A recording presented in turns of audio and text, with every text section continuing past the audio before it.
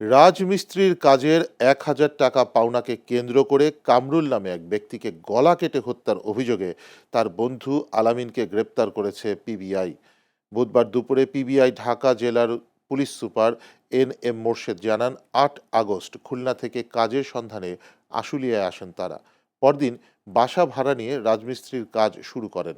দৈনিক ৪,০০০ টাকা মজুরি নিয়ে দুজনের মধ্যে বিরোধ দেখা দেয়।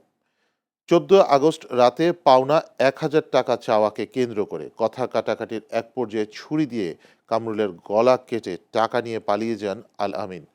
দুদিন পর দুর্গন্ধ ছড়ালে খবর পেয়ে পুলিশ মরদেহ উদ্ধার করে। পরে মামলার ছায়া তদন্তে খুলনা থেকে আলামিনকে গ্রেপ্তার করা হয়। পিবিআই জানায়, দুজনই খুলনার একই এলাকার বাসিন্দা ও বন্ধু। হত্যার পেছনে অন্য কোনো কারণ ছিল কিনা সে বিষয়ে তদন্ত চলছে। যখন দেখছে যে প্রচুর রক্তক্ষরণ হচ্ছে তখন সে আবার তার গামছা দিয়ে তার গলা বাঁধে। এই বাঁধার কিছুক্ষণ পরেই সে নিস্তেজ হয়ে যায়। যখন সে বুঝতে পারে যে সে মারা গেছে তখন সে আরো ২-৩ ঘন্টা সেখানে অবস্থান করে। যেহেতু তার শরীরে রক্তের দাগ ছিল,